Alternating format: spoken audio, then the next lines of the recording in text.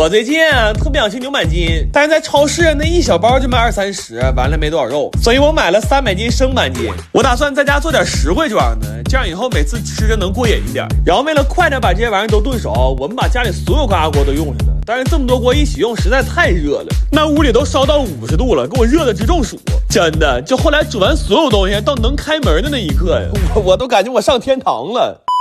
不过炖板筋的时候，我们其实没挨着什么累，但后来切板筋真是要了命了。因为牛板筋这东西要想切大片，就只能斜着切。那斜着切东西本来就使不上劲儿，完了这玩意儿呲溜滑的，那切不了几根手就开始抽抽了。然后我们就寻思不行就撕丝儿吧，没想到撕丝儿更痛苦，因为这玩意儿太硬了，我们很难给它开开缝，就只能靠2个手指头捏着给它撕开。后来都给我干崩溃了，以至于我们切完所有板筋之后，我脑里唯一的一个想法就是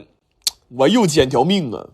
后来我们还调了一个巨好吃的拌料，这料是我们尝了市面上 N 多种牛板筋之后才总结出来的配方。因为以我多年吃牛板筋的经验来说，吃板筋其实就是嚼料香，尤其是这回从头做了一次，我算彻底明白了，就牛板筋这个东西它本身就没有什么肉香，这要说不考虑料光啧吧牛板筋的话，那跟嚼个老真皮嗑药蛋没有任何区别。